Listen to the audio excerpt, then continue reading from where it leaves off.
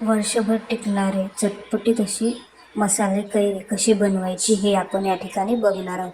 या ठिकाणी कैरीवरील सर्व साल काढून घेतलेले आहे. आता त्याचे 2 भाग करून त्यातील जी बी असते ती बाहेर काढून घेतलेली आहे.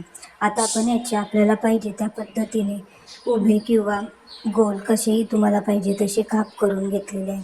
या ठिकाणी मसाला तयार करणार आहोत. या ठिकाणी भाजलेलं जिरं, लाल तिखट घेतलेलं आहे व त्यामध्ये थोडीशी हळद व चवीपुरतं मीठ टाकलेलं आहे.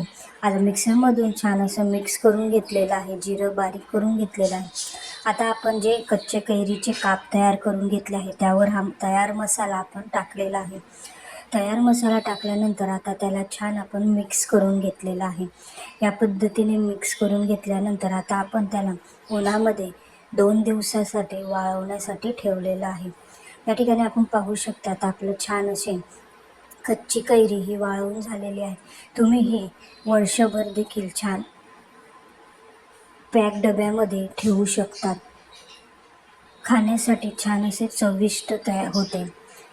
तुम्हाला ही माझी रेसिपी कशी वाटली हे मला कमेंट्स बॉक्समध्ये सांगायला विसरू नका व बेल आयकॉन दाबायला विसरू नका, जेणेकरून जे नवनवीन व्हिडिओ मी टाकणार आहे ते सर्वप्रथम तुम्हाला बघायला मिळेल.